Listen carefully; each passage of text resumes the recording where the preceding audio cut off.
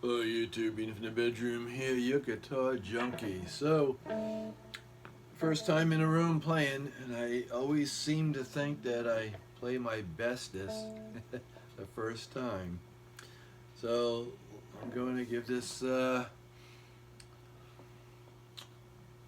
Agile. I finally came up with the proper name, the way to pronounce this guitar, Agile. Uh, um, 3000 Les Paul. Do a little playing and do a little talking.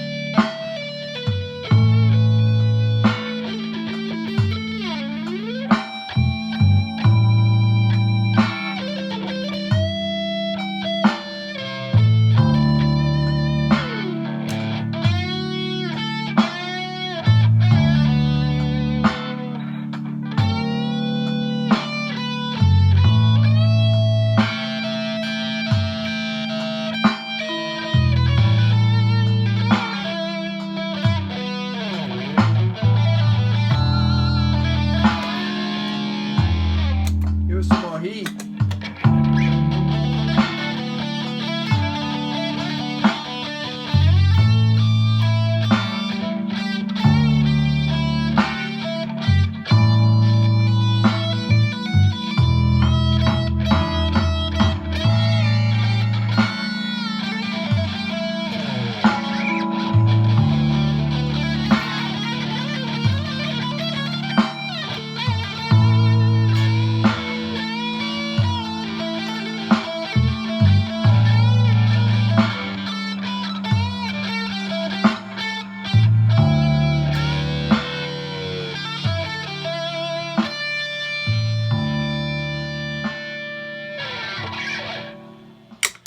Yeah. Let's get into it a little bit there. So, let's turn it on. Clip it. And plug it in, plug it in. I say that every time. So in one of my videos that I'm going to post probably before this one, I think it was my Epiphone trifecta when I had all three Epiphones. And of course, as soon as when I was getting to the end of the video, and the most important part, the microphone just stopped working. It just stopped working. So I had to stop it right there, and I apologize. I also said it in the comments. If anyone takes the time to read the comments, watch at their closet door. I was being attacked by that closet door, and I don't like it. So yeah, the Agile, man, I have to tell you that I had to actually watch another YouTube video on this guitar where the dude said Agile. I think he's a younger cat with glasses, maybe out of LA, a pro YouTuber, Monster Shredder, plays through, some kind of mixing thing where it all sounds like an album, studio quality. And I just had to keep on, when he says Agile, go back to where he started. Agile, click, Agile, click, Agile, click, Agile. You get Agile in my head. For whatever reason, however I was pronouncing this before, it is in script, and it's very hard for me to read script. You know the problem. You know the issues. If you're a long time viewer, you know what I deal with. You write something out in script, and it's like reading Greek to me. I don't understand it at all. So yeah, with this thing here, let me untether. And again, I got the chance to wax it because although before I brought it home, the tech checked it out. He checked up the setup and all, and didn't take the time just to wipe off the fingerprints. It's just that little bit extra that you could do. That goes a long way. Like if I put a windshield in someone's car, I would clean the glass when I'm done. I wouldn't leave with the stickers on it and fingerprints on it. If I get a kitchen redo, which I've done before, I wouldn't expect to come home to a brand new kitchen and have to peel all the labels off of the cabinets and countertop and clean the sticky stuff. I would expect that to be done. But I'm, let's move forward. And I hate it when you get a guitar shipped to you that's used, and again, they just can't run it through. Like with this one, my guy Al from Guitar Center in Tampa, off of Hillsborough Road or Tampa Road, whatever. At some point, it changes names. He ran it back to his tech, and he just had him do a once over, just as he did with the Epiphone I was buying new at the time. But just take a minute, man, and wipe all the fingerprints off. So the fingerprints were on there for so long. I tried wiping them off just dry, and I actually had to use the old fashioned lemon plage. Now my buddy from New York, um, only my closest friends, and of course my bandmates, because he's jammed with us a couple of times, knows who this professional player is. And he's the one that said to me, because I'm like, he asked me, "Do you wax your guitars?" I go, "No, I don't. I just try to wipe the fingerprints off before, after I'm done playing it, before I put it away or put it down. I just try to wipe my fingerprints off. I don't want to put any kind of chemicals. I want the wood to breathe and be, wear out naturally. I want the finish to wear out, or the glossy coat or clear coat, whatever you want to call it. Um, I don't want to protect it. I want it to, get that broken and used thing. And I said, why? What do you do? Do you get, because someone gave me a guitar polishing kit where it cleans it and it waxes it as a gift. And I don't even know what I did with it, but I may have given it to someone else, but I don't use it. I just don't. I just wipe them down dry. But because the fingerprints that were on here, and I even noticed it on my first video with this guitar. I believe this is my second video, or maybe third. That in the video, I could still see the fingerprints, even though sometimes you'll see me wiping the guitar down as I'm speaking to you because I'm noticing something, and I want it to look as pretty as possible.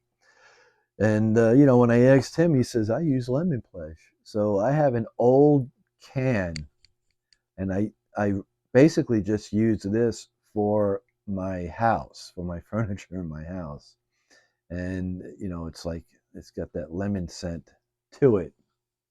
Or in this one it says orange clean or something, but it's got a citrus smell.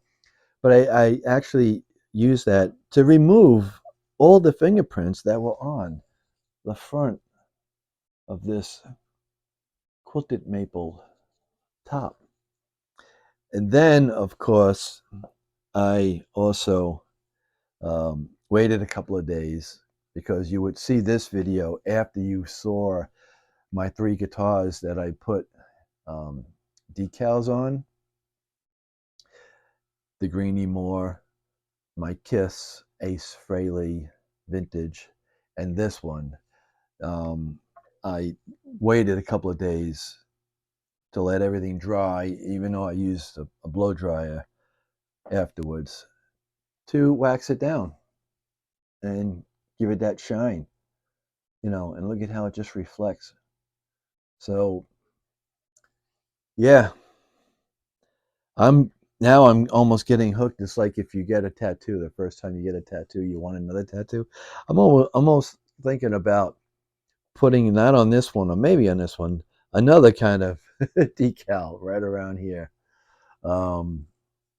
Something, maybe one of the old, 52 bomber, women in the short shorts with the hair and the heads up or something like that. Because it's got to, the stickers that I have, they have to be somewhere. I don't think I got rid of them. I don't know where, but I do have a bucket full of old pedals that are up in the closet. Maybe it's there, but I am getting a thought of sticking something on one of the guitars. And again, Bonamassa was the one that put that in my head because I had a gold Fescher custom shop from one of their top builders. It was a limited edition Stratocaster with Indian rosewood that looked like a chocolate brown, and it looked identical to his. And he had the girl like from the old World War II planes that was stuck, on the nose. He had one here with the girl, and I was like, that's pretty cool. But I didn't have the guts to do it. But now that I've done that, I'm thinking about putting something there, but probably not on this one because the top is so nice. Maybe on something that's not as beautiful as this. Maybe something like a tiger maple, or maybe even my color. Putting something on the front of my color. I don't know. But this thing here, I've been doing now a lot of research on these guitars. And from what I understand, some guy did, and I should have wrote his name down because he did a real good educational video. And it wasn't, you didn't see him, you didn't see him play the guitar. You didn't even, I think he just showed a picture of the guitar he bought. And he got it used. And he told the whole story. And supposedly Rondo's music, I believe it was here in the States, started manufacturing his own Les Pauls and having them made overseas in South Korea. And I think the first series was maybe 2000 series. And they became so hot and popular. And then he went to the 2500 series. People were asking for different things, and he went to the 30,000, then he went 3100 and 32.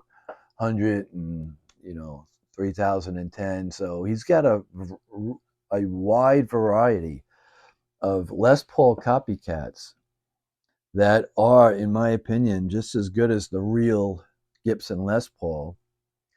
Um, where I'm talking about everything on it. Everything is almost identical to, the real thing. Now, some guitar manufacturers have it where the back has that S shape and it's curved. And I love that too because it's easy to get down to those frets. This here, when I went all the way down here, getting to the 22nd fret, I had a real hard time and I had to pause and stop and think because I couldn't get to it.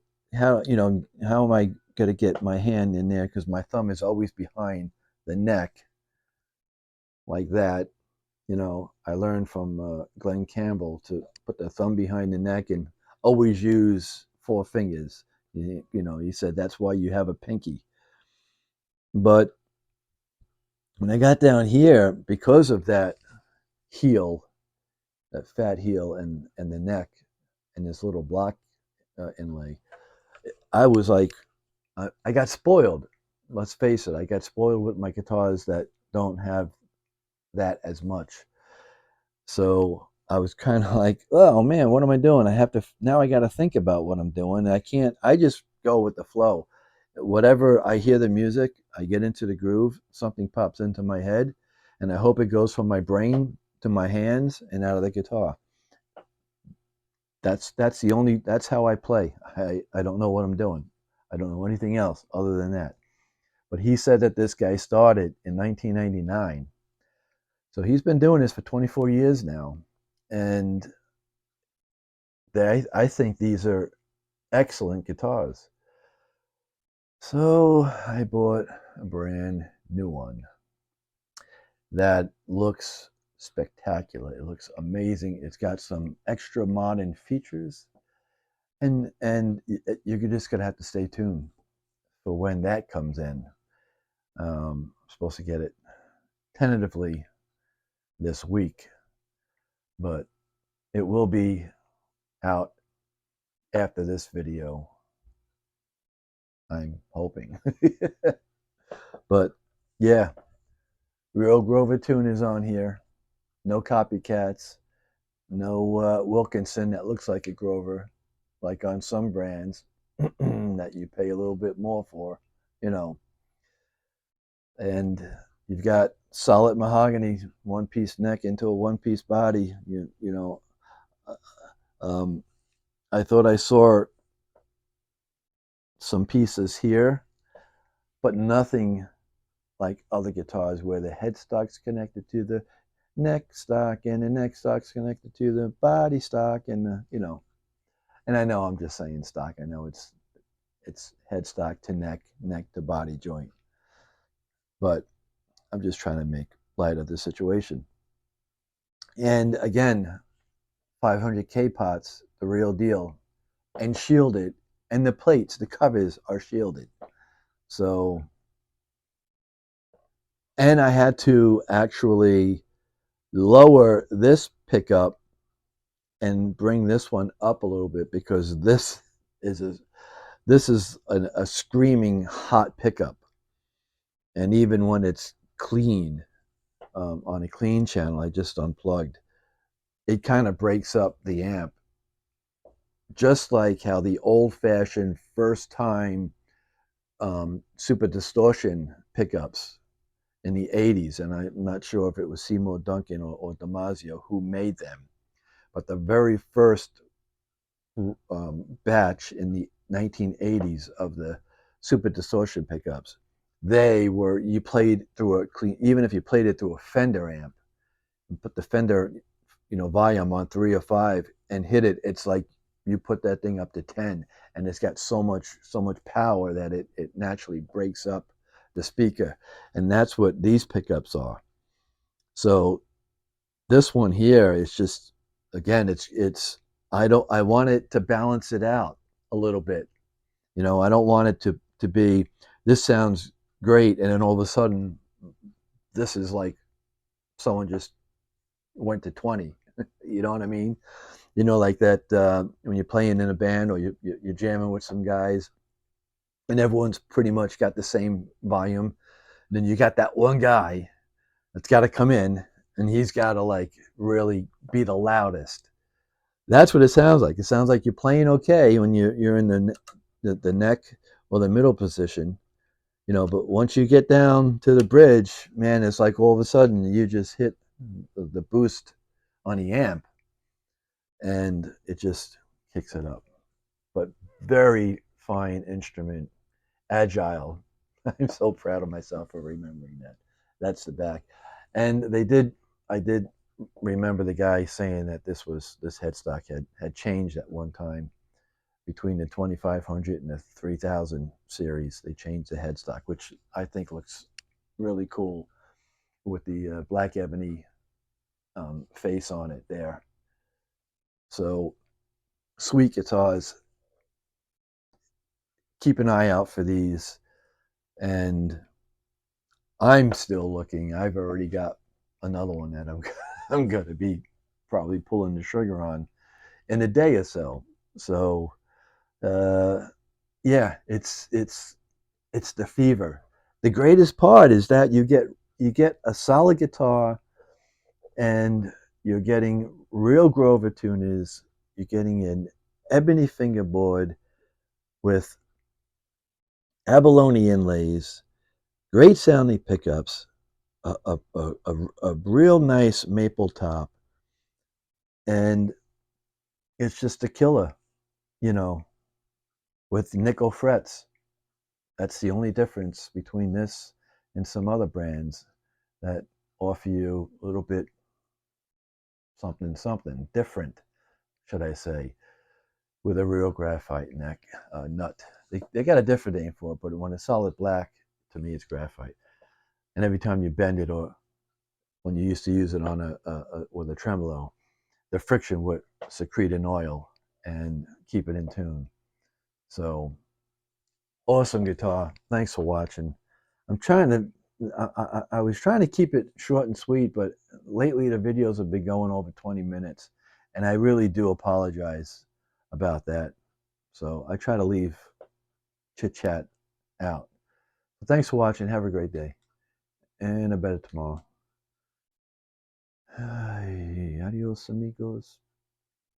Bios con Dios, muchachos, señorita, compañero. I'm gonna smash that remote one day.